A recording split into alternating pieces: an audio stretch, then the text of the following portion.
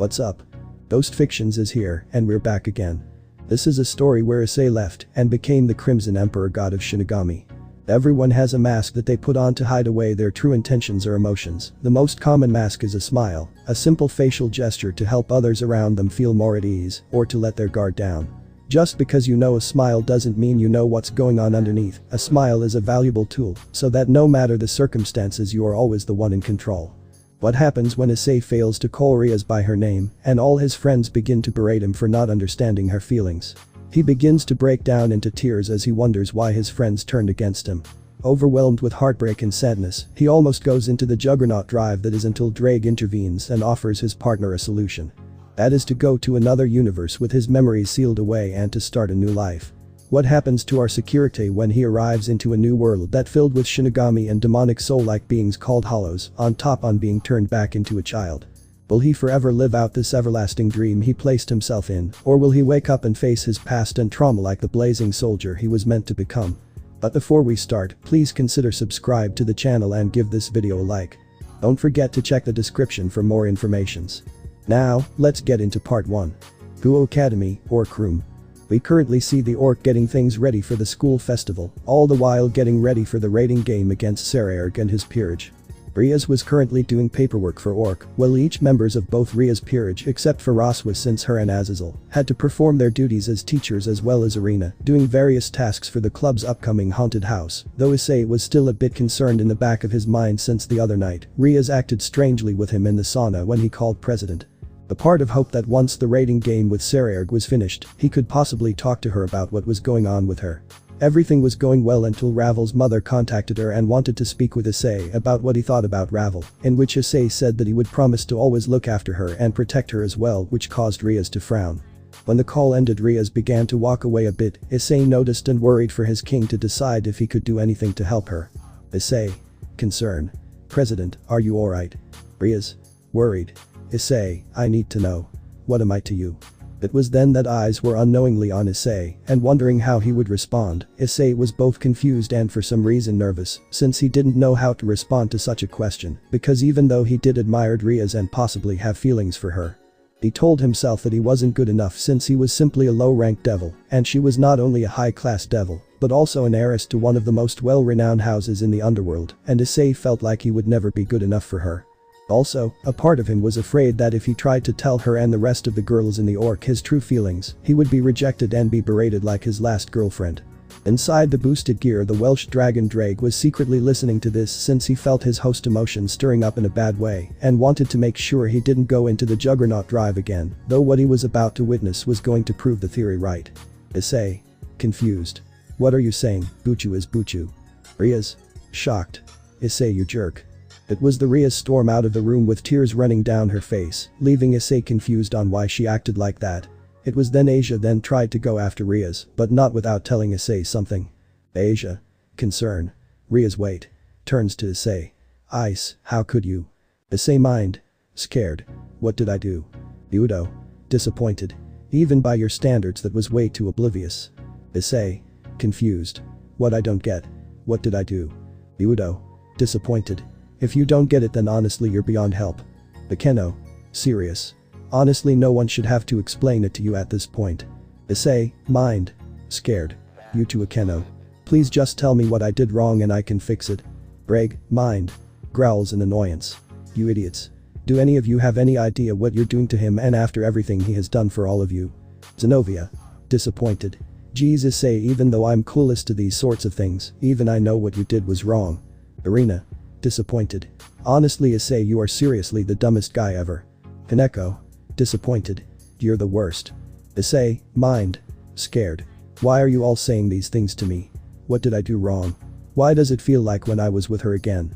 Not knowing if the brown-haired boy could take any more of the insults from his friends, he began to try to leave the orc, in hopes he could hopefully think over what he did wrong, but before he could do that he was stopped by Akeno. Akeno. Serious. And where do you think you're going? Issei. Scared. I was going to. Akeno. Serious. If you are thinking about going after Rias, then forget about it because the current ice will just hurt her more. Eyes narrowed. No, what I think you need to do is just stay here and think about how horrible you've been for what you did to Rias. Issei. Mind. Scared and confused. I still don't understand, why won't any of you tell me what I did wrong? Issei. Concern. Gasper, tell me, am I really the worst? Gasper. Nervous. Well actually yeah, you kind of are Issei-senpai. Issei then felt even more low and depressed since his cross-dressing cowhai, who was still scared of his own shadow, then did Issei really do something wrong? But he still didn't know what he did and was beginning to get more and more scared and confused on why essentially everyone was ganging up on them. Ravel. Nervous. I'm sorry, this all happened because my mother called, isn't it? Akeno. Smiles.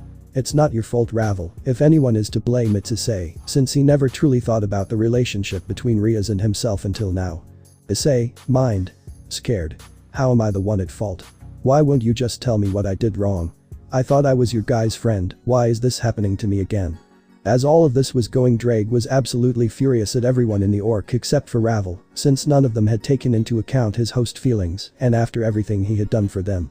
It was then everyone left the room while telling Issei what he did wrong and fix it. Once the doors behind him closed, Issei instantly fell on his knees and began to cry on why everyone was ganging up on him. As if Draig's worst fears came to life, he noticed how the previous hosts of the boosted gear were trying to reach Issei and get him to use the Juggernaut Drive. It was then Ddraig revealed himself in hopes he can calm his partner down. Ddraig. Worried. Partner, you need to calm down. Issei. Crying. Ddraig, please tell me, am I really the worst? Ddraig. Serious. No you're not, it's those dumbasses' fault for not understanding you, especially the Gremory girl. Issei. Crying. Then why did they say all those things to me, Ddraig? It's like with Rainer all over again, Ddraig, it's hurt so much and I don't want to feel this anymore. Please Ddraig, help me, there's got to be a way for me not to feel this way anymore. Ddraig was honestly heartbroken to see his host like this, since even though he was kind of a huge perv, he was still a good person and treated him like a real partner, unlike his other hosts. Ddraig also knew about Issei, his fear of confessing to women and being ultimately rejected, especially after what happened with the fallen angel Rainer, which got him more angry with girls that were there when all of this happened, since they should have seen this from a mile away, especially Asia. But they just thought by showing Issei their naked bodies and pressing them against him, that would solve everything. But Ddraig could only think of one thing that could help his host right now, but the requirements for it to happen will be immense, which currently right now his host does not have the current strength to pull it off. Not only that, he knew that there will be no doubt some repercussions and side effects from performing this technique. Ddraig. Serious. Partner, there is a way for me to help you, though it may be risky, and I genuinely don't know if it will entirely work. I can seal away your memory so that none of this ever happens to you, and I can help you open a superior dragon gate, which is a special dragon gate that only a few dragons know about. It can take us to another universe, so that the others can't harm you like the way they did ever again. But in order for us to make the gate appear, you will have to give up the rest of your body to me, in order for us to have the necessary power to do so. Issei. Crying. Do it, Ddraig, please, I don't want to feel this pain anymore. I feel everything is falling apart and I can't stop it, please Ddraig, you are the only person that I can trust. Ddraig. Sadden. Partner. Serious. In that case, just close your eyes and leave everything to me. Ddraig. Mind. Serious. I promise you that all of this will just feel like a forgotten nightmare, and when you wake up you will hopefully live the peaceful and blissful dream that you always desired.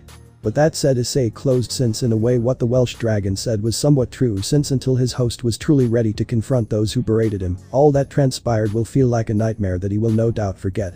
After a few moments the brown-haired boys opened again, but this time they weren't the normal light brown eyes that he usually has, but instead a deep crimson red. This was actually Ddraig, who temporarily took over his host's body in order to make the necessary preparations, in order to give his host the peaceful dream that he deserves. Ddraig. Serious. Alright then, I need to hurry, since given the seals that God placed in the sacred gear, I can only fully control my host for only a certain amount before the security system kicks in and puts me back in my place. If I'm truly going to do this, then it will be best that I also remove his evil pieces as well, since no doubt once the Gremory girl and her peerage find out about Issei's disappearance, then she will no doubt use his evil pieces to track him down. But before the Welsh dragon could do anything, he decided to leave a note to the Gremory peerage so that they know why did this happen to them. He also sent the message to Fafnir, including what transpired beforehand, so that the leaders would know on why they would no longer receive any aid from the Sekiryūtei. Once that was done, began the process of transforming his host's body into that of a dragon, as well removing his evil pieces. When Issei's body began to glow, a deep crimson, Ddraig began to grunt in pain, since not only has it been so long since he technically had a physical body, but also he wanted to make sure that his host's mind stayed unconscious so that he could be ready for when his memories were sealed, so Ddraig had to endure the pain of dragonification for his partner's sake. After a few minutes of grueling pain, one by one the evil pieces that were inside Issei's body began to come out and drop to the floor, and when it was done, Ddraig began to pant heavily, since he hasn't this exhausted since before his prime and facing off Albion. Ddraig pants heavily. Finally. It's done. Damn, I knew from telling some of my past hosts that dragonification would be painful, but to think that I would be the one going through it. Grins. I guess this is sort of part of my punishment, I guess, due to me and Albion's rivalry. Sometimes it's moments like these I wonder if God truly saw this coming beforehand. Narrowed his eyes at the evil pieces. Now for those pawn pieces. It was then Ddraig began to pick up each of the 8 pawn pieces that were once inside his partner's body and placed them on Ria's desk next to the letter. When he saw that how 3 out the 8 pawn pieces were glowing brighter than the rest, he growled and narrowed his eyes in frustration, since he knew that those pieces represented the power that Issei obtained after surviving the Juggernaut Drive and obtaining his illegal Triana, the power that he rightfully earned. Ddraig. Eyes narrowed in annoyance. You don't deserve this power, Rias Gremory, not after what you and the others in your peerage, especially that Ace of Michiel, did to my host. It was then Ddraig raised his hand and summoned a magic circle in front of the 3 mutated pawn pieces and began extracting the excess demonic energy from them, since he thought he could no doubt put this energy to good use for his host when he awakened. Once it was done, the red dragon placed the collected demonic energy into a little corner inside Issei's soul for later, but now he needed to quickly figure out on how to go about summoning the superior dragon gate. Ddraig. Thinking. Can't do it here because not only will Gremory Peerage, but also the governor of the fallen angels will sense what's going on and will no doubt try to stop me, the same thing if I tried doing it in a different place in Kuo. My best bet is to go to Tannen's territory, since this level of strength will not be enough to hold open the superior dragon gate long enough for me to go through. But that being said, Ddraig summoned a magic circle, but this not the magic circle belonging to the Gremory, but in fact the red dragon's personal magic for transport, which the color was an emerald green like the one on the boosted gear, and in the middle was that of a dragon's head. Ddraig. Serious. I need to hurry. Dragon Mountains. Deep within the mountains of the underworld and within the territory of the Gremory family lies the Dragon Mountain, a place where various dragons live and thrive. Amongst these dragons stood a 15-meter tall gigantic western dragon. With the exception of his lower body, specifically his belly, the inner portions of his long tail and legs, that are beige in color, a majority of his body is covered in dark purple scales. He also has a triangular head with yellow horns, a pair of large keen red eyes with lavender sclera, and serrated yet sharp canine teeth. He also has claws with long sharp yellow nails on his hands and large bat-like wings with rigid tips. He wears black armored pauldrons that extend down to his arms and a loincloth decorated with metallic accessories. This was the former Dragon King and now reincarnated Devil Tanni, otherwise known as Blaze Meteor Dragon. Currently the former Dragon King was looking over his territory with both pride and satisfaction, since he could see his fellow kin were striving as always ever since he claimed this land for himself centuries ago, upon reaching ultimate class status. All things were peaceful within the Dragon Mountains, until the purple dragon saw a magic circle that he knew very well, but couldn't help but be confused since it shouldn't be possible. Tannen. Confused. That's Ddraig's magic circle, I know it for sure. Eyes narrowed. But how is that possible? The dragon soon got his answer when out of the magic circle came his pupil Issei Haidu, but he could sense that there was definitely something different about the brown-haired boy. For starters, his eyes were now a deep red instead of the usual light brown, and his body radiated more draconic energy than before, as well as not having a sliver of demonic energy inside of him. Tannen. Eyes narrowed. Why are you here, hatchling, and why is it that I don't sense any demonic energy within you? Ddraig. Serious. Because he is currently not here at the moment. Tannen. Surprised. Ddraig, why in the dragon god's name are you possessing your host? Ddraig. Sighs sadly. I'll explain it to you, but you must promise me that you'll help me because I can already feel the security system within the boosted gear beginning to activate, and once that's done, I'll be forced to give up control of my host's body. Tannen. Serious. Very well then, start explaining now. It was then Ddraig told Tannen about Issei's trauma with confessing his feelings to females from his date with Raynor and how he has kept it in and has told it to anyone. He then explained what happened to him in the Orc and how everyone except for Ravel and Roswa, since she wasn't present, berated Issei for not acknowledging Ria's feelings and calling him an awful person. That experiencing his friend's berating made him feel he was at that night at the park with Raynor and how she talked down on him when she killed him. With so many negative emotions welling up inside of him, he was becoming susceptible to the Juggernaut Drive. When the former Dragon King heard all of this, he indeed felt incredibly saddened for his student, since not even he knew that he was holding in such deep trauma all this time, but still maintained that strive to keep on moving forward. He was also deeply disappointed in both Rias and her peerage, as well as Michiel's ace, since he knew that communication was a two-way street in not only just in romantic relationships, but also friendships as well. So the fact that they didn't even allow the brown-haired boy to explain himself, let alone give him the actual reason why he was berated on, just showed how truly childish they were all essentially. Tannen. Serious. I see. Sighs. So how is Issei now? Ddraig. Serious. He is currently unconscious at the moment, and once I'm done with what I need to do, I will seal away his memories of not only what happened, but also his life in the supernatural. Tannen. Confused. But why? Even if you did that, the Grimoire peerage will still find you one way or another, on top of the fact the Alliance need yours and Issei's strength in order to combat the Koa's brigade, so no doubt all the factions will be looking for him. Hell, you also forget about Albion, and his host will no doubt look for him. Ddraig. Serious. That is why I need your help, Tannen. To open up a superior dragon gate. Tannen. Shocked. Huh. Calms his nerves. Serious. I see. So that's why you are planning on sealing his memories, you are going to send him to another universe.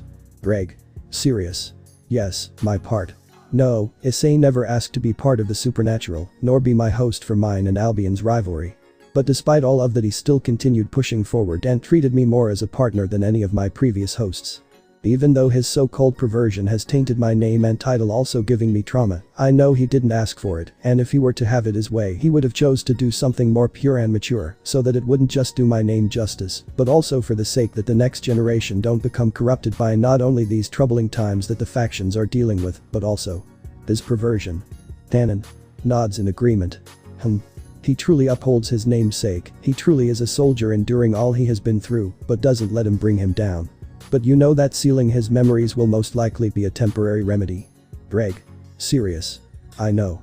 But for as long as I can, I want to help him enjoy the peaceful and normal life that he deserves before one way or another, he will no doubt be forced back into the madness he was dragged into. I just hope by then he will have overcome his trauma and begin the next step in his evolution. Tannen. Serious. I see. But I admit, Ddraig, you surely have changed, since I would never believe that you would go this beyond for the sake of your host. Ddraig. Smiles sadly. I guess having this boy as my host has helped give me a new perspective, I guess, or maybe that he is just rubbing off on me. So will you help me, old friend? Tannen. Serious. Of course, since I've also grown fond of the young whelp and I want to see how far he will truly grow. But you do realize that even with my help, opening a superior dragon gate will be a great challenge. Ddraig. Serious. I know, since opening it requires a dragon's strength to be on par with a heavenly dragon class, but if both of us use all of our strength as well as boosting my host's strength to the max, then we should be able to at least open one, at least temporarily and long enough for me to slip through. Tannen. Serious. Well, in that case, shall we get started? Ddraig. Nods. Right. It was then both Ddraig and Tannen began constructing the magic circle in order to summon the superior dragon gate. Once it was done, both dragons began pouring their draconic energy into the circle, with Ddraig going into balance breaker and constantly boosting his host's body to the limit. After a few minutes, something emerged from the magic circle. Tannen. Ddraig. Serious. Here it is. In front of them stood a gigantic door that had a unique design in which it had two pillars on each side, with an eastern dragon slithering around it with two orbs on top, being held by the claws of a dragon, and a large eastern dragon's head on top of the door, giving the illusion that it was holding the two orbs. Upon seeing the massive gate, both dragons smirked, since their plan was working. Ddraig. Smirks. We did it, now we just got to. Tannen. Eyes narrowed. Wait, something's not right. Crack. Tannen. Ddraig. Shocked. Both dragons then saw how the ginormous gate began to crack all over, signifying that the gate was beginning to destroy itself. The Welsh dragon could not accept this outcome, since he felt that he was so close to helping his host, as well as at the same time he could feel that the security system within the sacred gear was finally starting to kick in and was about to force him to give up control of his host's body. Ddraig needed to think and act quickly, since if he couldn't find a way to at least stabilize the gate before he was forced back into the boosted gear, then there would be no telling what would happen to his host. Ddraig. Eyes narrowed. Damn it, there has to be a way to stabilize the gate. Think, Ddraig, think. It was then Ddraig looked at his host's left hand, which was the boosted gear itself, and hence he finally realized what he needed to do in order to stabilize the gate. The Welsh dragon just hoped he would be strong enough to at least say goodbye to his host for the time being, and that he too will be strong enough without him. Ddraig, mind. Sighs sadly. Sadden. I do hope you'll truly be alright without me for a while, partner. With Ddraig's resolve being sealed, the gem on the boosted gear began to glow brightly, which caught the attention of Tannen because of the immense power boost that was now surging through Issei's body. Tannen. Surprised. Ddraig, what are you? Boosted gear limit breaker. Once that call was made, a gigantic explosion of power radiated from the brown-haired boy's body. The amount of power that was being released was almost equivalent to either of Ddraig and Albion hosts entering the Juggernaut Drive. But as the call was made, the crimson armor began to crack as if it was slowly breaking apart, but thanks to that surge of power, the superior dragon gate was able to at least stabilize enough for the actual doors to open. Tannen. Serious. We did it, but it still feels a bit unstable for you to go in. We don't know what will happen to your host's body if you were to go in. Ddraig. Serious. Better than nothing, thank you, old friend. Tannen. Shocked. Ddraig, wait. Jet. It was then using the thrusters on the scale mail armor, Ddraig launched his host's body into the gate before they could begin to close. Once the red dragon was through those doors, the gate itself collapsed, causing the former Dragon King to fall on one knee from exhaustion, since trying to help maintain it was a lot more taxing than he thought. But as the purple dragon was panting from exhaustion, he couldn't help but stare at the area where the gate stood with a concerned expression on his face, since he truly did hope that his student will get the help that he truly needs in whatever universe he ends up in. Tannen. Concern. I do hope you get well, hatchling. Back in the Orc, 2 hours later. We currently see Rias and her peerage, with the exception of Roswis as well, Arena returning to the Orc. After Rias finally calmed down from Issei's response on how he views her, they decided to return to the Orc and see if the brown-haired boy had finally figured what he did wrong. Though the only one besides Roswis that wasn't with the Grimoire group was Ravel, since she felt that it wasn't really right for everyone to gang up on the brown-haired boy, and as such decided to leave back to the Haidu mansion in order to call her mother again to get advice on what she should do in this delicate situation. But there were some within the Grimoire peerage who felt a bit uncomfortable, since after a little while they felt that they might have been too harsh on the brown-haired boy. Asper. Nervous. Everyone, do you think that we might have been a little bit too harsh to Issei senpai? Udo. Curious. What do you mean, Gasper? Asper. Nervous. Well, it's just. When I saw the look in senpai's eyes when everyone berated him for not calling Bachu by her name, not only could see confusion, but also fear in his eyes. Sadden. When I said he was the worst, the fear in his eyes just became larger and darker, as if he was slowly falling into a pit of darkness that he couldn't escape from. Udo. Sighs. Concern. You do make a pretty good point now that you mention it, Gasper. I mean, we both know that Issei may not be the smartest person in the world, but he does have a good heart with good intentions as well. Sadden. Maybe I should have, at least as both his friend and as his brother in arms, could have at least given him a heads up, or at least some obvious hints about how Bachu felt about him. But then again, I don't even think I wouldn't be any help. I mean, even though I know I have a lot girls in school fawning over me, but I've never responded to their feelings, since a part me knew that they only liked me for my looks and nothing more, so I guess I wouldn't know either if a girl really liked me for me. Akeno. Serious. Nonsense, both of you did nothing wrong, it was Ice that was in the wrong, since Rias has given him so many obvious hints about how she feels about him, but was so dense to even acknowledge it. Smiles softly. Besides, I'm sure that once you two find that special someone that you'll know immediately how she feels about you. Both males didn't respond to the raven-haired beauty's statement, since it just left them conflicted, since they honestly didn't know if they would have fared any better than Issei when it came to confessing their feelings to a person, that they would eventually have romantic feelings for, since even they knew that a girl's heart is complicated. Upon realizing that part, both males really started to feel horrible, since they truly felt that they didn't really have the brown-haired boy's back and that they could have at least tried to defend him, but instead they just blindly went along with everyone, since it was for the sake of their mistress who they owe their lives to. But they were not the only ones who were contemplating of what they did was wrong, since Arena heard what the two boys were talking about before Akeno intervened, and she couldn't help but somewhat agree with them, since she knew Issei better than anyone, and that indeed he wasn't very bright and could be very dense at times. Similar how for the past 12 years he didn't know that his childhood friend was in fact a girl until a few months ago, with the issue of the Excalibur fragments and cockbill. Upon remembering that fact did make the angel sadden, since one of her dreams in life was to become an actual angel and to become Issei's personal guardian angel, but after her remembering what she said to him made her feel that in a way she might have failed on being on. Especially since what she should have done was to confront Issei after everyone left and explain to him on why they reacted that way and help him make amends with Rias, but she didn't, which further her disappointment in herself to the point that if she were to check her wings, she would see that they were becoming dim, as if she was slowly losing her status as an angel. But when all of them entered the room of Orc, they were surprised to see that the brown-haired boy was nowhere to be found. Rias? Surprised. Where's Ice? Asia? Confused. Did he already leave to go somewhere? Azazel? Serious? He's gone. Everyone? Surprised. Huh. It was then everyone turned around to see the Governor General of the Fallen Angels Azazel with his back in the corner with a disappointed expression on his face. Rias? Confused. What do you mean gone? Azazel? Serious. Meaning that he left, not just the club room but from this universe. Everyone in the Orc was shocked at this news, especially Rias, since they wondered what would cause her beloved pawn to want to leave this universe. Bekeno? Serious. What do you mean he left this universe, and how would you know that? Azazel? Serious. Because before Issei left, Ddraig sent a message to Fafnir on what happened and why. If I'm being honest, I don't blame Issei for wanting to leave after all of you ganging up on him like that. This shocked everyone to their core since they couldn't believe that it was their fault for Issei leaving this dimension. But the ones who definitely felt the impact the most was Udo, Gasper, and Irina, since they were already having second thoughts about how they treated the brown-haired boy. But now knowing that their involvement of berating him for not calling Rias by her name caused him to leave into another universe, with the thought that they all thought he was the worst lingering in his mind, as well as a broken heart, made it all the more worse for them, which was indeed noticed by the Governor General, meaning that they already knew beforehand that they were in the wrong. Rias? Confused. What do you mean it was our fault for making him want to leave this universe? Asia? Confused.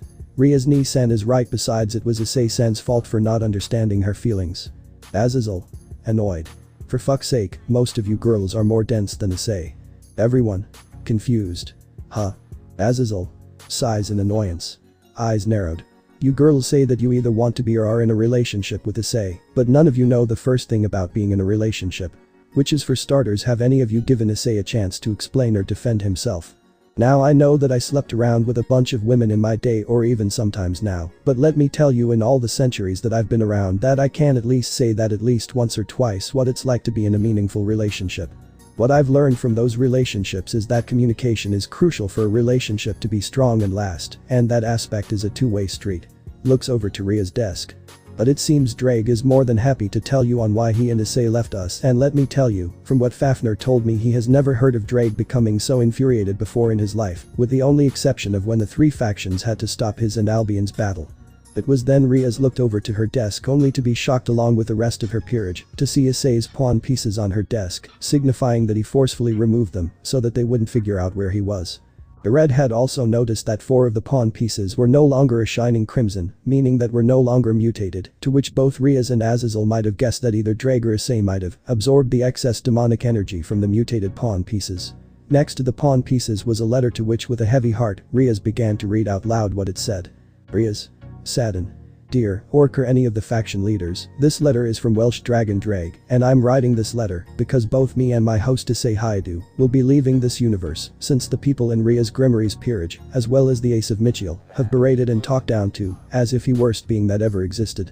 All because he couldn't say the Grimmery heiress by her first, who from looking into my host's memories told him when she first recruited to call her Bachu from here on out. Shocked. My host, despite being considered a pervert by almost everyone and being thrusted into the supernatural, has stuck his neck out time and time again to not only protect those in the Orc, but also for this alliance without asking for anything in return, but what he does get. Talked down and berated by those who were supposed to be his second family. He has helped almost everyone in the Grimmery peerage overcome their traumas that had held them back for so many years, all the while he was still struggling his over trauma, but none even bothered to care or even ask if he was truly alright. Tearing up. Don't even bother looking for us, since it will ultimately be up to Issei if he truly wants to return here again, so until then please tell Albion and his host that until further notice our rivalry is over. After finishing reading the letter, the red-headed girl fell on her crying, since it was all her fault that her beloved pawn and the boy who did everything for not only her, but also her peerage left, because none of them took the time to understand his feelings. She knew that what Ddraig wrote in the letter was true, since she told the brown-haired boy to call her Bachu, and since then hasn't given him any reason to call her by her first name. She let her prideful and spoiled nature believe that Issei would instantly figure everything out, and that he would be the one to make the first move on taking the next step in their relationship. But she was wrong, she was so wrong since she should have known better that despite the brown-haired boy's perverted nature, he was the kind of person that still respected people's wishes. The rest of the girls in the orc, especially Irina, also began to shed tears since they also shared the blame for Issei wanting to leave. Both Udo and Gasper were also deeply saddened since now they felt they wouldn't be able to get the chance to ever apologize to their brother, Senpai, ever again. But still, one thing everyone with the exception of Azazel was still curious about, and that was what was the trauma that Issei was currently dealing with, and why wouldn't he mention it to any of them? Rias, confused while wiping away her tears. Sniffles. But I still don't understand. What trauma was Ice trying to deal with that he wouldn't want to tell us? Asia, confused while wiping away her tears. I don't understand either. Ice is usually honest when it comes to what's going on with him. Azazel sighs in annoyance. I guess none of you knew what was hidden deep behind that smile of his. Saddened. But I can't entirely blame you all since it also took me a while to figure it out as well. Rias, confused. What are you talking about, Azazel? Azazel, serious. Bekeno, eyes narrowed with some tears rolling down her face. You know something, don't you know, Azazel? Please tell us what was this pain that Issei has kept from us. Azazel, serious. Issei has a phobia of girls, or more precisely, he is afraid of telling girls of how he feels about them. Everyone. Shocked. What?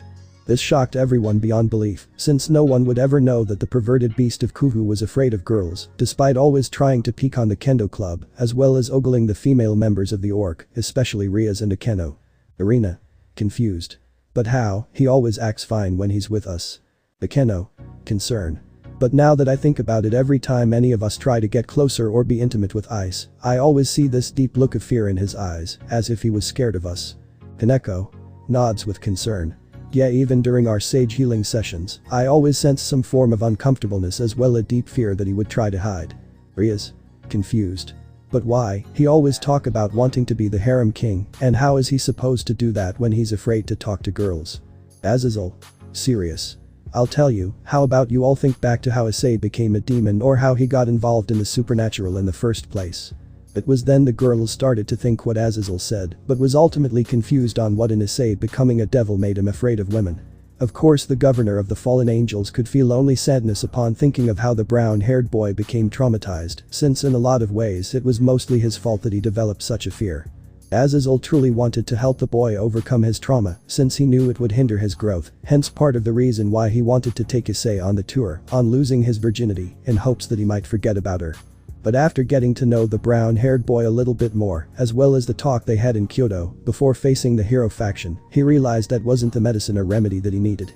It wasn't until after a few moments to which Asia finally figured it out why Issei is so scared about expressing his feelings to the other girls, which made her extremely guilty about what she said to Issei since she was there when it happened. Asia. Horrified. Rainer. Everyone. Shocked. Asia. Saddened. I still has Rainer in his heart.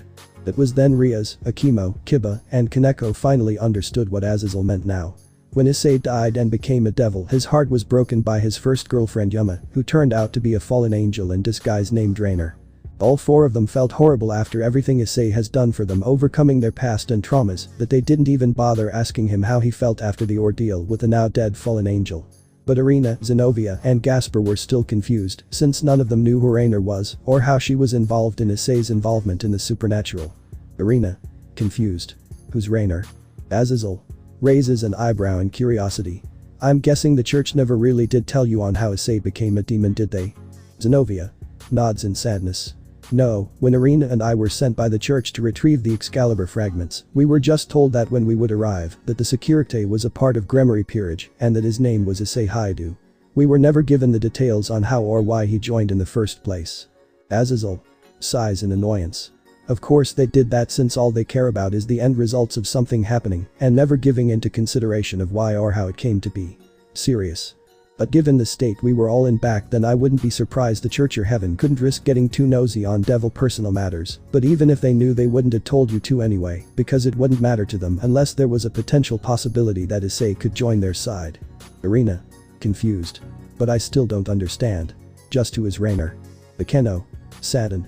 Rainer was Issei's first girlfriend, a fallen angel that disguised herself as a human who went by the name of Yuma. In the end she killed him because he possessed a powerful sacred gear that he was considered a threat to the fallen angels. She even went as far as killing Asia and taking her sacred gear and telling Issei that he was worthless and didn't deserve to be loved by anyone. At that reveal, both Zenobia and Gasper were indeed horrified at how Issei became a demon in the first place. But the one who was the most shocked was definitely Irina, as shown by her expression that showed only absolute horror and guilt as she clenched her head as both the words she said to Issei and the look on his face constantly replayed in her mind. As if her mind wasn't being tortured enough, her imagination went wild as she saw an illusion of Issei dying on the floor and covered in blood, telling her that it was all her fault. Issei, illusion. Glares. This is all your fault, Irina, why did you betray me? Irina, whisper. Horrified. I didn't. I mean to say those things to you. I didn't know what happened to you. Issei, illusion. Glares. And here I thought out of everyone you would be there for me when everyone else was against me. I guess us being childhood friends doesn't really mean anything to you, doesn't it? Irina, whisper. Nods furiously. No, that's not true, we thought. We thought. Issei. Glares angrily. That I was the worst person that ever walked the earth and you call yourself an angel. You were supposed to be my guardian angel, but all you ever did was cause me more pain and suffering. Eyes narrowed. You're just like the fallen that killed me, guess no matter what color the wings are, all angels ever do is just either kill or torture me. Irina, whisper. Sheds tears. No. That's not true. Zenobia. Concern. Irina, are you okay? Issei, illusion. Glares angrily. Maybe it should have been best for both of us that you stayed in England and remained just a distant memory. Irina, whisper. Horrified. No, please don't forget about me again. Issei, illusion. Eyes narrowed. Goodbye forever. Shidu. Irina. Horrified. No. It was then Irina broke down on the floor, crying her eyes out, begging for Issei to forgive her and not forget about her again. To which her wings sprouted out from her back, but what shocked everyone was that the wings were flickering uncontrollably between white and black, signifying that she was at great risk of falling. Upon seeing this, Azazel reacted quickly by appearing behind Irina and knocking her out by karate chopping the back her neck, but as the chestnut-haired was about to fall unconscious, she could see a visage of Issei with a saddened and heartbroken expression, leaving her behind. Irina. Whimpers. No. Sheds tears. Please, Ice. Closes her eyes. Don't leave me. Azazel. Serious while checking Irina's wings. It looks like that stopped her from falling for the meantime, at the very least. Sighs. But damn, that was close. Asia. Concerned and confused. What happened to her? Azazel. Serious. Well, to put it simply, her mind broke. Akeno. Confused. Her mind broke. Azazel. Nods. Yes, you see, from what Michiel told me after she made Irina her ace, he said that she was indeed a devout Christian and that her faith in the biblical God's teaching is definitely stronger than most, hence the main reason why he chose her to be his ace. Rias. Confused. Okay, but what does that have to do with her mental breakdown? Azazel. Sighs. Serious. I guess you wouldn't entirely understand, but as someone who was no doubt raised to be devout Christian through and through, you could tend to mold or change the psyche, so to speak. Rias. Confused. What do you mean? Azazel. Serious. You see, it doesn't matter if you are Christian, Catholic, or any religion that worships the biblical version of God, and that you will no doubt have high morals correlated to that belief. Grim. But at the cost of having deep-rooted fears or insecurities, essentially whatever that person would have done, no matter how small, if it's considered a sin, they will develop a deep fear or insecurity of what they did to the point that the world around seems unreal to them. All in the fear that they will get severely punished when they die, or they would shunned or ashamed by others in their religion. Looks to Zenobia.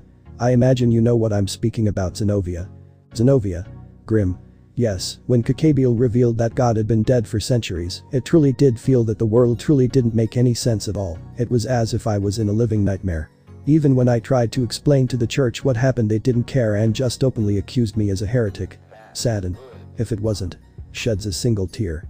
If it wasn't for Issei helping me snap out of it, then I would have most likely end up like Irina right now. Azazel. Nods. Exactly, and no doubt in her mind and perspective she might have just betrayed Issei, who from what I can tell held deeply close to her heart, and as we all know. Eyes narrowed. Betrayal is the worst sin anyone can make. Zenobia. Sadden. Now that you've mentioned it, Irina always had the tendency to enter her own little very world often, and always had a very overactive imagination. Even when we were in the church, there would be times she would daydream either spending time with Issei, or if she was manning a bakery and baking large amounts of bread. Azazel. Serious. I see. So from what I can guess, that the rising guilt of what she said to Issei in conjunction with her overactive imagination must have truly believed that she betrayed Issei, which caused her wings to flicker, signifying that she was about to fall from grace. Everyone in the room truly felt sorry for the chestnut-haired girl, with Zenovia being the most heartbroken since they are best friends, and she knew more so than anyone how much Issei meant to her, so seeing like this completely devastated her. The blue-haired girl also felt horrible after saying what she went and what the brown-haired boy did for her. She also had a deep lingering feeling that she felt she also betrayed his trust and didn't know if she would ever regain it. Zenovia thought she should have been on Issei's side along with Irina, since she also wasn't any better when it came to understanding the feelings of another person on that deep of a level. Especially when the first thing she did after joining Ria's peerage was to have Issei give her children when they are only teenagers, but of course herself being a loyal soldier to whoever she served, she automatically believed that her master was in the right and didn't even bother question or think for Issei's reasonings behind it. Zenovia, mind. Sadden. I thought I would have changed since being kicked out of the church. But now I see that I haven't really changed at all, and now the one person who has done so much for me will probably never trust me again, let alone return. Here I was wanting to be his knight. Sheds a tear. But what kind of knight would I be if I can't even help the uneasiness in his heart? I was wrong, it seems that I truly am the most dense in the room. As blue-haired girl couldn't help but dig a larger of self-loathing, as she couldn't help but also blame herself as for the reasoning why Issei left. She didn't, as Azazel summoned a transportation circle as he picked up Irina's unconscious body, which did make Rias curious on where the Governor General on the fallen angels was leaving to with the unconscious angel. Rias. Serious. Where are you going with Irina? Azazel. Serious. I'm taking Irina back to Michiel and explaining to him what happened. I would imagine heaven must have some sort of therapy center in case their new brave saints were to deal with these sort of situations. Since we don't know how she will react when she awakes, hopefully they can prevent her from falling. I'll contact Sona later and let her know to excuse Irina from school for a while until she can hopefully get a grip on herself. But also I need to let the leaders of the alliance know that we won't have the help of the Sekiryūtei anymore. Rias. Serious. Is there anything we can do in the meantime? Azazel. Eyes narrowed. You all have done enough. Now if I were you I would get yourself ready, since if I remember correctly that you all have a raiding game coming up soon with Sekiryūtei, do you not? So until then hurry up and get ready, since no doubt Sekiryūtei will be a bit aggravated knowing he won't be fighting against the Sekiryūtei, and while you are there figure out what you all going to do when Issei comes back. Upon hearing that last part everyone widens their eyes in shock, even Zenovia, who was brought out of her self-loathing upon hearing that the brown-haired boy might actually indeed return to them. Zenovia. Curious. You think he will actually come back? Azazel. Serious. Well, unlike the rest of you I know that Issei will come back one way or another because he isn't the type of guy to abandon everyone. If I were you I would hope, pray, or whatever that maybe Issei can forgive most of you for what you've done. Rias. Sadden. Azazel is right, everyone, so that's why when Issei gets back we need to do everything we can to make sure to earn his forgiveness and that we were wrong for ignoring his feelings. Everyone except Azazel. Nods. Right. Azazel, mind. Sighs sadly. I know Issei will eventually forgive them, since he isn't the type of guy to hold a grudge like that, especially since he still has his parents here waiting for him, and he wouldn't blindly abandon them, even though they fawn over Asia and the other girls. The question is if he is actually willing to go back to them like before. I know Serziches will be pretty disappointed in Rias for she and the others have done here, since not only did he lose someone who he considered a little brother, but the alliance might have lost their best chance to fight off against the Cows Brigade. I just hope you get the help you need and come back soon, kid. Meanwhile in another universe. Kurakura Town. In the quiet small city of Kurakura Town in western Tokyo, it was currently dusk as everyone in town was currently returning home from either work or school, and all was quiet. In the outskirts of this small city in the Matsumiya district stood an average two-story shop with a small white van parked next to it. Within this shop sat a tall, lean man with light skin and gray eyes. His hair is messy and light blonde, almost pale, with strands framing the sides of the face and hanging between his eyes, and he has chin stubble. He wears a dark green samu. Over this, he wears a black haori, which sports a white diamond pattern along its bottom half. He wears traditional Japanese wooden sandals, jetta, and a striped dark green and white bucket hat. Smiles. Ah. I do enjoy these peaceful nights, and it doesn't seem that there are so many hollows around, don't you agree, Tessai? In front of the blonde-haired man sat a tall, muscular, lightly tan-skinned man. His hair is cornrowed, and he has a large handlebar mustache, which is connected to his long sideburns. He wears a pair of rectangular-shaped glasses. His attire consists of a white muscle shirt with regular pants and a blue apron. Tessai? Nods. Agreed. Though I will admit the days like these do fill me with a bit of concern. As if this were a calm before the storm scenario. Thinking. Serious. Yes, I suppose you are right about that, since too much peace and quiet can no doubt dull the mind, and given what's really going on in the Soul Society. But all we can do in the moment is to sit and wait patiently until the moment is right to make our move. Issei. Serious. I suppose so. Rumble. Issei. Surprised. It was then both men sensed a large amount of energy that was currently spreading throughout the city, but the problem was that the two men didn't understand the nature of this energy, since they had never felt an energy signature like this before. Issei. Shocked. Just what is this energy? Concern. I don't know, but whatever this energy is, if I had to guess, then no doubt this energy is equivalent to a captain class. Issei. Nods. I agree. Smirks. Well, we should see what is going on out there before any hollow or the Shinigami figures out what is going on. But before any of them could think of trying to investigate what caused this strange energy, inside the blonde man's vault lies a bluish-purple orb composed of a unique substance bursted out from its confinement. This completely shocked the blonde-haired man, since he didn't expect for this object to react to this energy, let alone move on its own. Shocked. Heijōku, just what are you doing? It was then that the mysterious orb known as the Heijōku flew out of the shop, heading towards the source of the mysterious energy that has come to their world. Of course, this caused both Issei and the blonde-haired man to panic, since they knew if the Heijōku were to be detected by those with a higher spiritual awareness, it would definitely cause trouble for them later down the line. Shocked. The Heijōku. Issei. Shocked. Do you know why it could be acting this way? Worried. It probably reacted to that energy that just showed up. Come on, if Aizen finds out that it's out, that the Heijōku is out and about, we're screwed. Issei. Nods. Right. Meanwhile, in Kurakura Town Community Park. In Kurakura Community Park, where we see no one in sight, that is until within the woods of the park, a dimensional disturbance could be seen being formed. From that disturbance emerged a door that had a unique design in which it had two pillars on each side with an eastern dragon slithering around it with two orbs on top, being held by the claws of a dragon, and a large eastern dragon's head on top of the door, giving the illusion that it was holding the two orbs.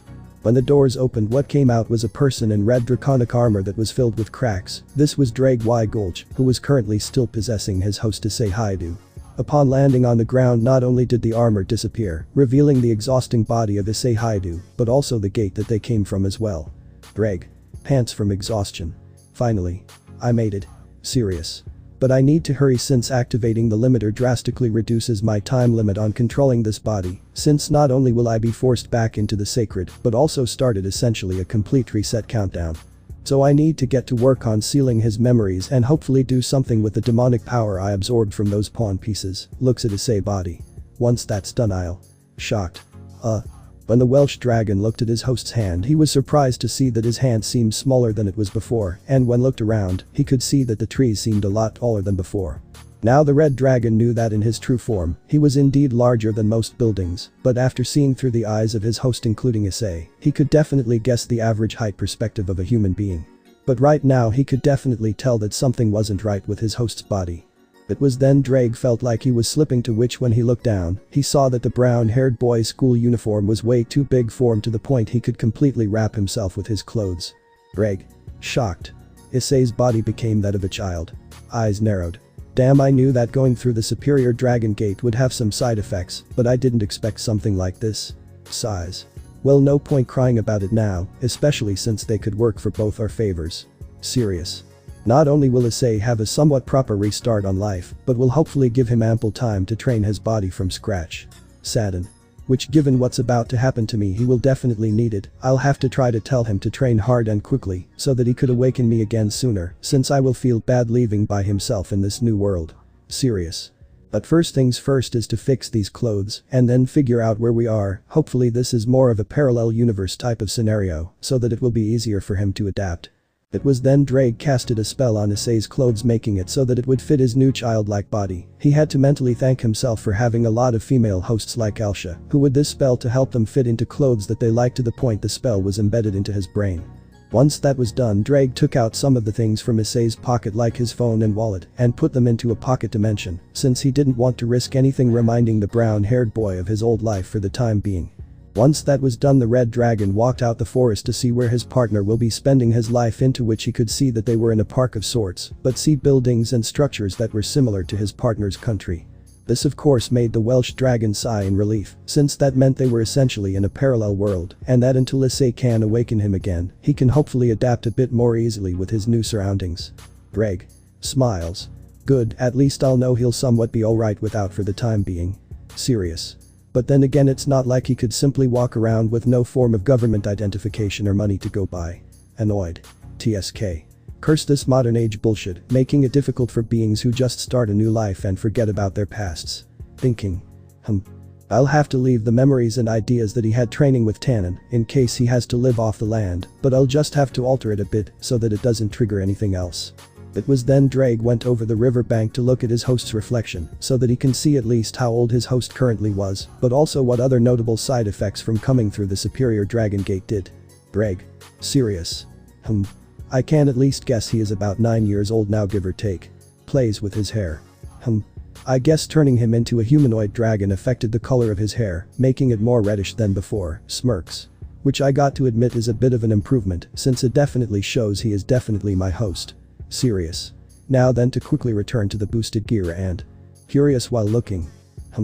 When Ddraig looked up, he could see a bluish-purple orb composed of a unique substance hovering over him. The red dragon can no doubt sense the immense power and presence that this mysterious orb possessed. The red dragon was indeed worried, since he knew that he didn't have the strength to take even a low-class being at the current moment, given his host's body is running on empty, and he probably had a little less than a minute before he had to go back into the sacred gear. All the while the Hejoku was examining the boy in front of it as well, sensing the deep pain and sorrow with his heart. The mysterious orb could also the immeasurable potential lying deep within the now auburn-haired boy. Upon seeing that this boy could have the possible potential of being its user just as he thought he would, it glowed brightly, which made Ddraig cover his eyes. Ddraig. Confused. What the hell is going on? Shocked. Eyes narrowed. Crap, the security system has kicked in. But that Ddraig had no choice but to close his eyes, signifying that he was forced back into the boosted gear. All the while the Hejoku was still pouring in power into Issei's body, giving him the power of two of the most powerful races in this universe. All the while a mile down the road, a woman of average height. She had fair skin and long, light wavy brown hair down to her back, which she usually had tied in a knot in the back and bangs down to her chin in the front. She wore plain dresses and had brown eyes while walking home with her son, who was about a year younger than Issei. The woman could see a bright light coming from the park, as well as sense the immense spiritual energy coming from it. Mind? Concern. What was that light? The amount of Ryuryoku radiating from there is on par with that of a lieutenant-class Shinigami and rising. Eyes narrowed. It doesn't have a signature of a hollow, or at least not entirely, but something about this presence is not completely human. Should I walk away and let the local Shinigami take care of it, or investigate it myself? Confused. Ka-san, are you alright? Startled. The person that spoke was the woman's son, who was a boy with spiky orange hair, peach skin and brown eyes. He wore a gray hoodie, tan shorts, and brown and white sneakers.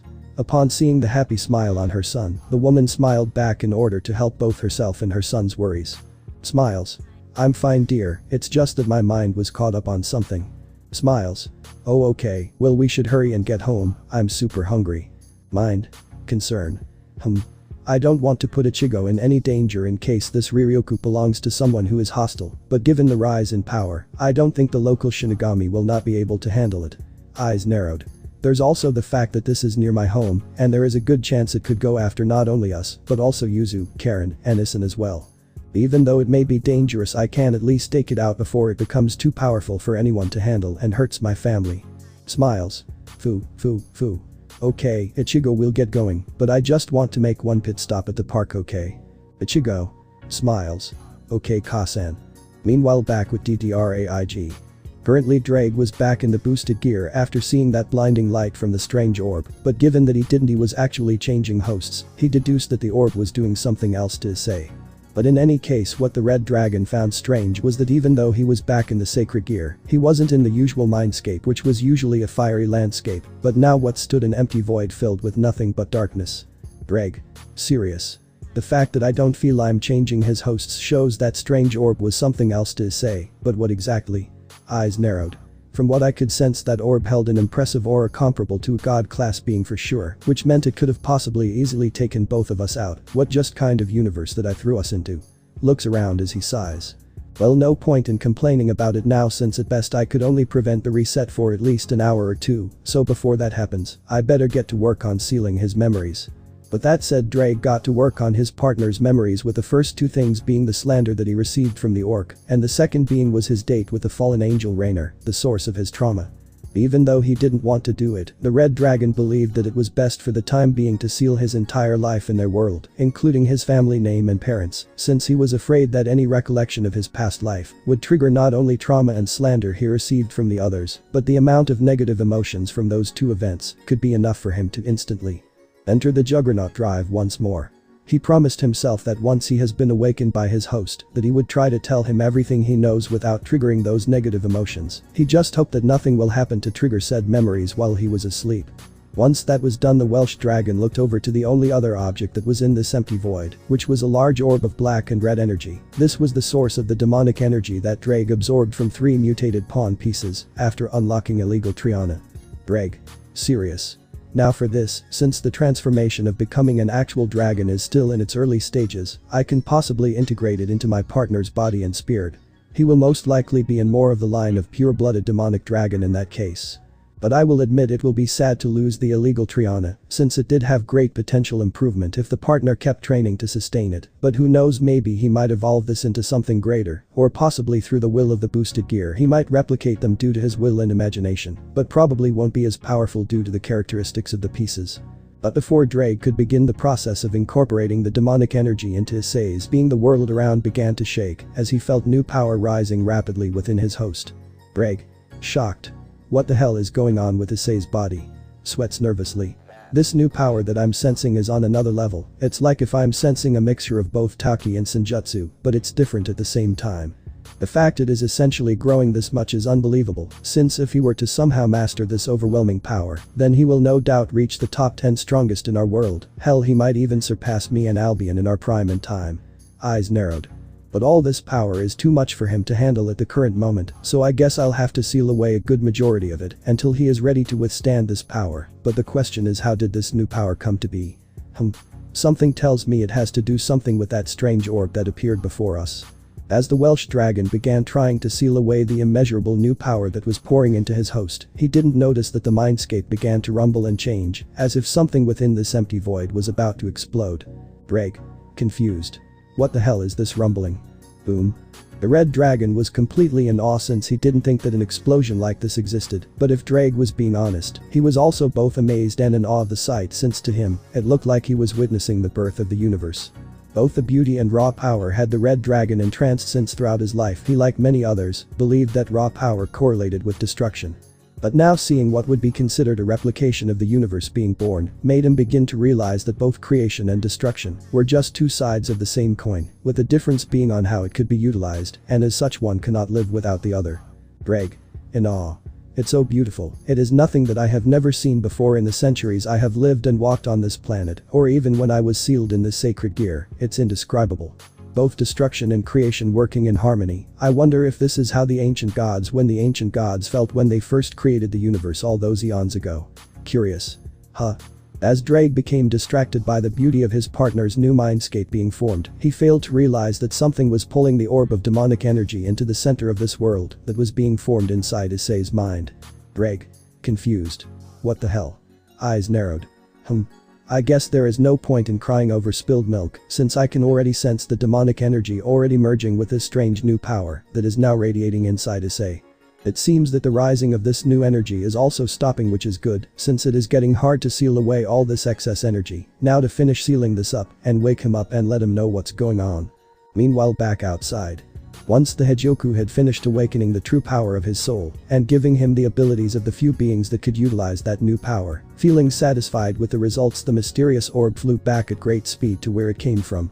Once the mysterious orb was finally out of sight, we see the brown-haired woman and her son Ichigo entering the vicinity of the park where that bright light and immense spiritual energy came from, but from what she could tell the spiritual energy has been quelled a bit, as if the being that was releasing the Ryatsu was now trying to suppress his energy. Mind. Eyes narrowed. That immense Ryatsu is now suppressed, but I can still feel that it's here somewhere. Ichigo. Surprised while pointing.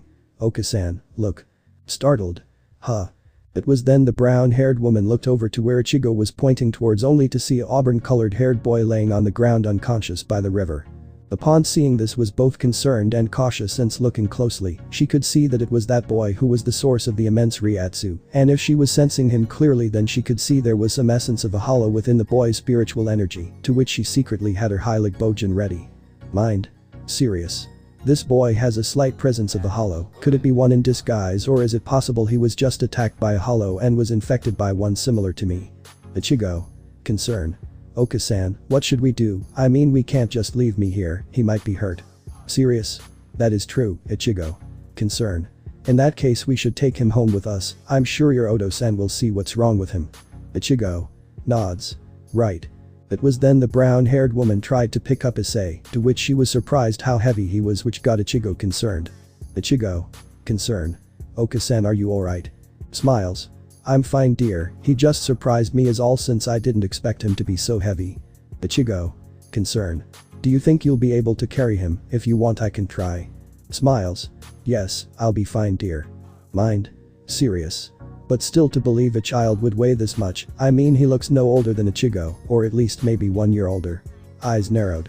There is that strange energy that I'm sensing inside of him. It's nothing I've ever sensed before. It's neither Shinigami, Quincy, or hollow. Just who or what are you? But that said, the brown-haired woman was able to lift up Issei, although with a bit of difficulty in her arms. It was then both her and Ichigo then began to walk back to their home to see just who this mysterious boy that appeared before them. Meanwhile in Mishiba. Currently we both Issei and the blonde-haired man in the Mishiba district of Karakura town in search for the Heijyoku. They were both worried and concerned of what could happen if the mysterious orb were to discovered by the Shinigami, or more precisely to a certain captain in Sekiryūtei. Both Issei and the mysterious blonde-haired man could only dread the disastrous outcomes that could befall not only on this town, but also their whole world, if it were to come to such an outcome. But just when they were about to reach the area where the Heijyoku was last staying, they noticed how the presence of the mysterious orb was coming right towards them with great speed. Issei. Surprised. What the? It was then the Heijyoku flew down from the sky and landed on the blonde-haired man's hand, to which both men were confused, since why would the mysterious orb for some unknown reason leave its confinement to somewhere and then unknowingly return back to them? But something told them that they would soon find out what the Heijyoku did, and that it had something to do with the strange energy signature that they felt earlier. Mind. Curious. What did you do, Heijyoku? Meanwhile with Issei. Currently we see Issei lying on the ground in what seemed to be a forest, to which after a few moments he began to open his eyes, but instead of the usual light brown eyes that he was originally born with, they were now a deep amber color, with a small tint of deep crimson, giving it the illusion that it was the color of the sun. The auburn-haired boy got up from the ground and began to dust himself off, and began to rub his head, since he couldn't help but feel groggy with a slight headache. Issei.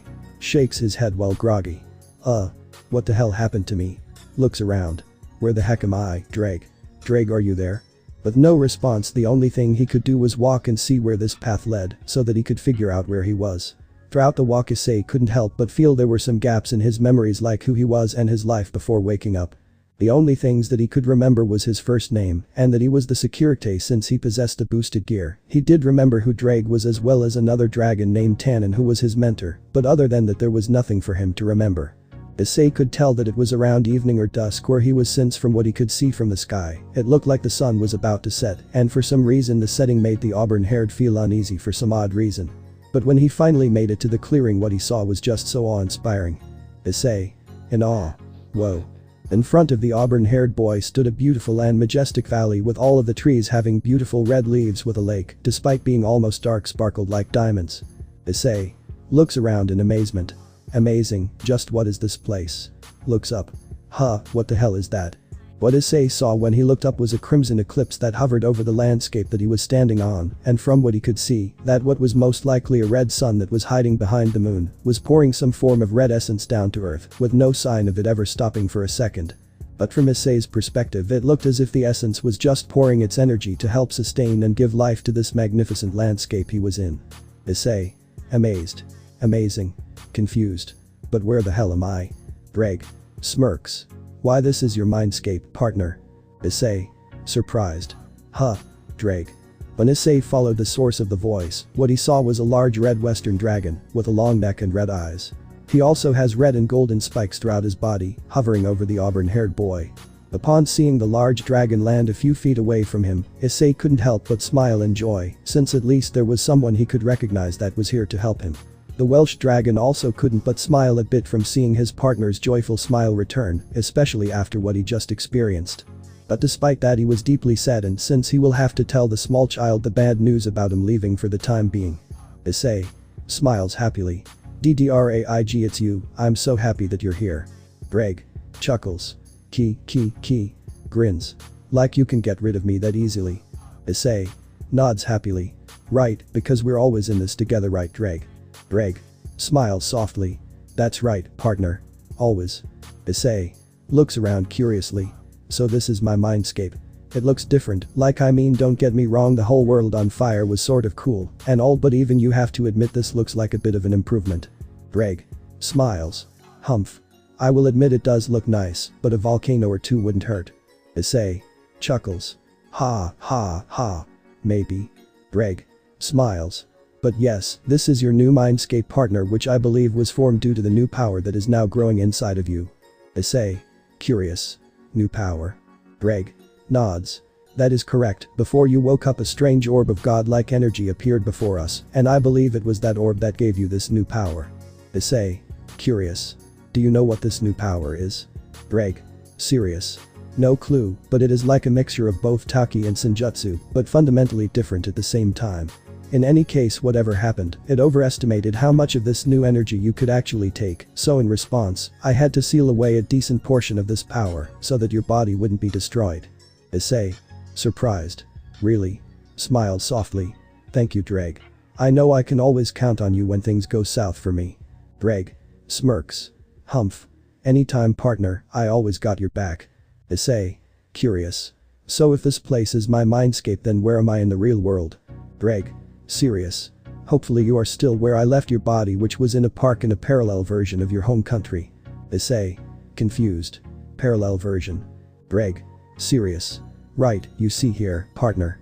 We are not from this world, and as such you could say we have entered a parallel universe. Issei curious. A parallel universe, but why did we come here? Those it have to do with my memories being all jumbled up. Ddraig saddened. Yes, partner. Something bad happened to you, so bad you couldn't stand taking it anymore, and as such you told me to lock away your memories. Since I couldn't risk the people who caused you such pain, I, with the help of Tannen, opened a superior dragon gate to help send you to this universe in order to be free from that pain. Issei concern. What happened to me? Ddraig saddened. I'm sorry, partner, but I can't tell you. Not yet, not until we both believe you are ready to face your past.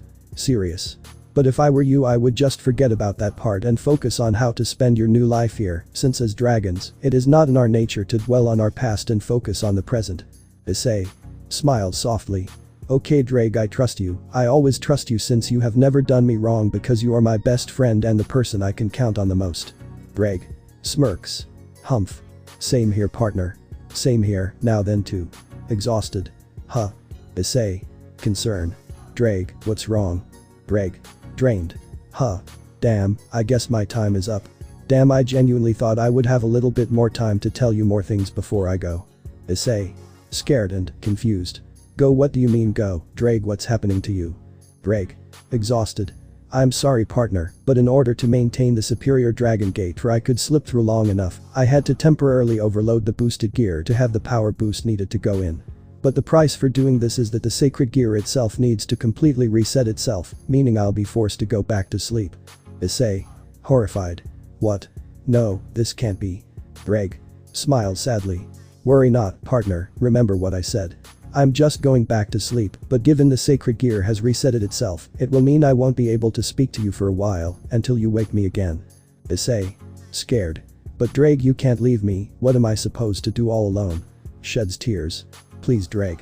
Don't leave me, I don't want to be alone. Not again. Ddraig mind saddened. Partner. Now I see, even with your memories locked away you were always like this, weren't you? I'm sorry that you couldn't awaken me earlier in your life, or else you would have never become like this. I guess in that regard we are more alike than we might think. Ddraig smiles sadly.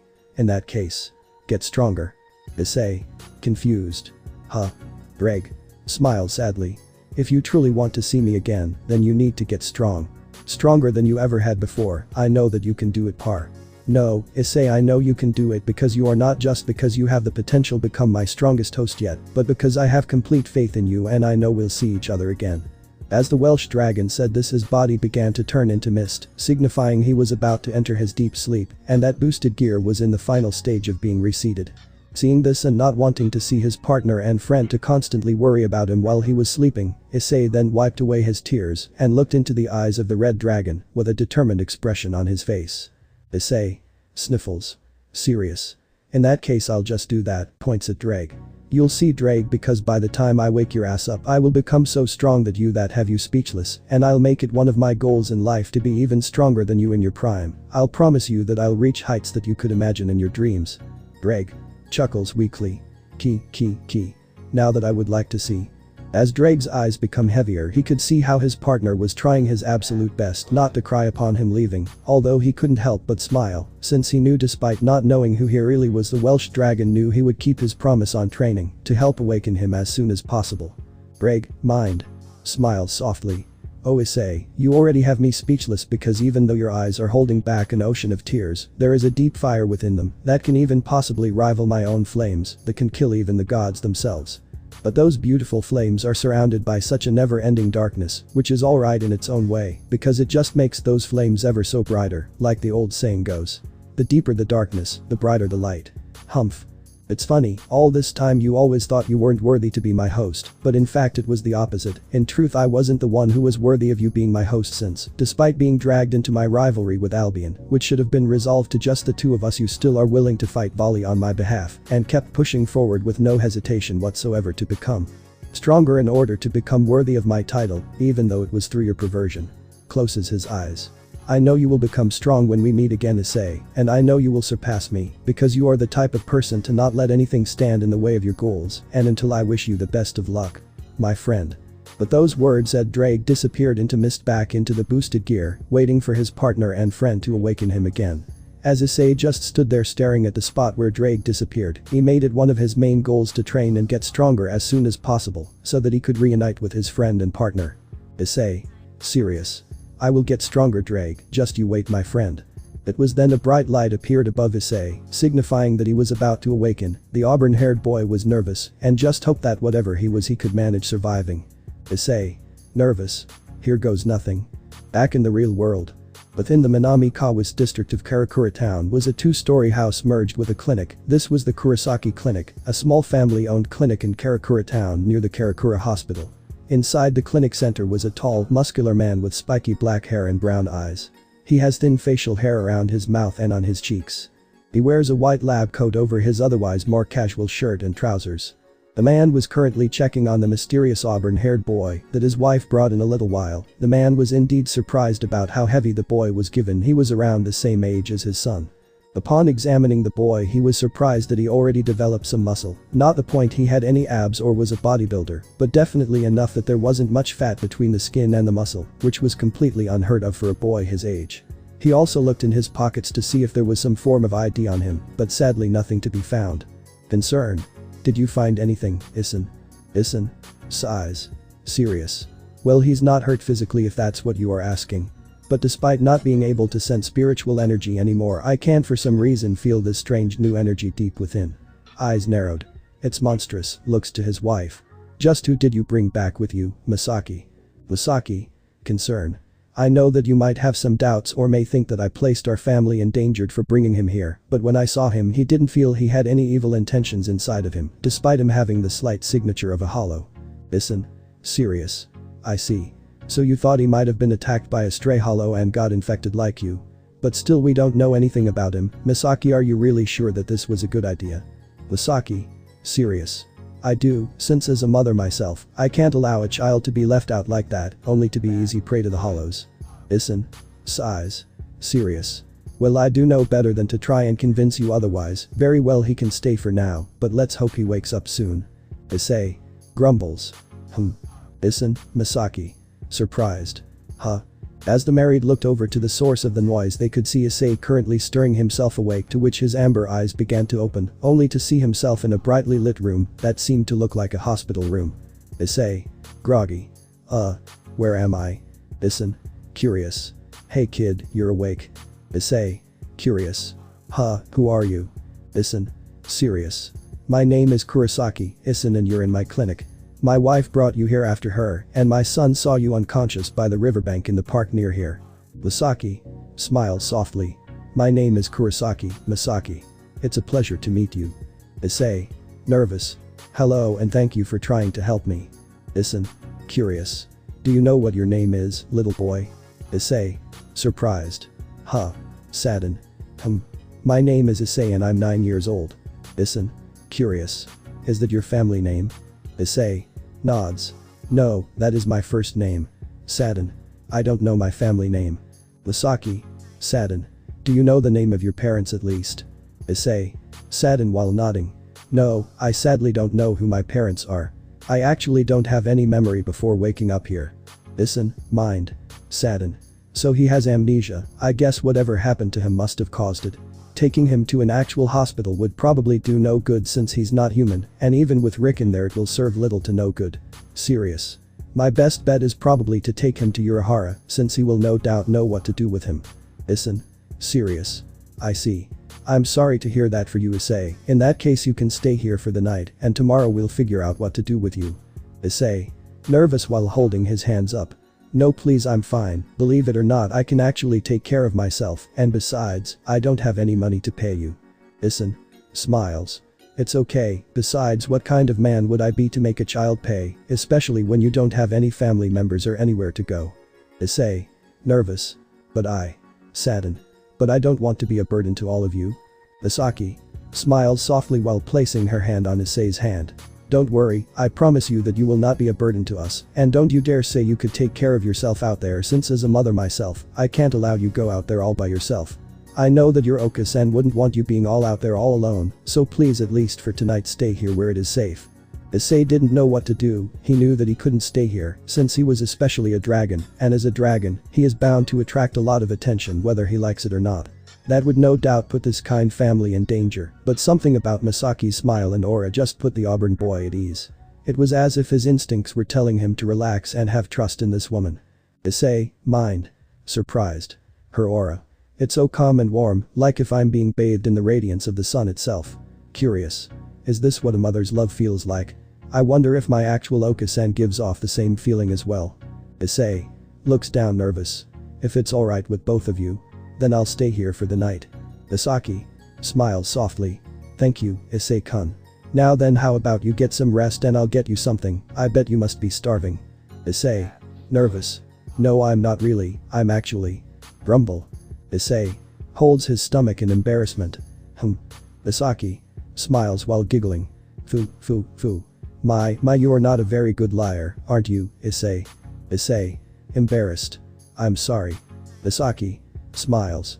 Well in that case sit tight, I'm actually about to start cooking dinner, so you will have a nice warm home-cooked meal in no time. Issei nervous. Thank you for your kindness Ms. Kurosaki. Issei smiles. Humph. In the meantime you go ahead and lay, hopefully you might remember something from your past by tomorrow. Issei nods nervously. Thank you for helping me, Mr. Kurosaki, your kindness has no bounds. Issei smiles. Think nothing of it. But that said both Issei and Misaki left the room in order to help Issei rest, and once they had left the room, they were both met by their son Ichigo, who was curious about Issei's condition. Ichigo curious. So how is he, Oka-san, Odo-san? Issei smiles. He's going to be just fine Ichigo, but unfortunately he can't talk to anyone right now, since it seems he has been through a lot. Ichigo curious. Do you think you will be able to help him, Odo-san?